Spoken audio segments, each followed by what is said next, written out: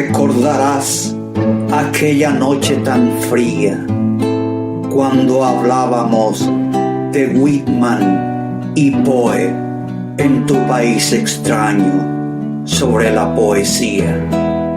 Aquella noche que hasta ahora mis huesos roe. En el café Rendezvous aspiramos el aroma de un amor naciente e invisible. Y cuando un beso tuyo, paloma mía, paloma del alma, todo lo hizo posible.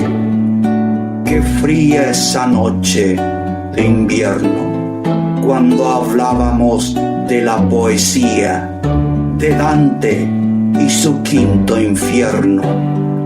Me diste un beso, paloma mía, y una roja rosa voló de mis manos hacia aquella noche tan fría.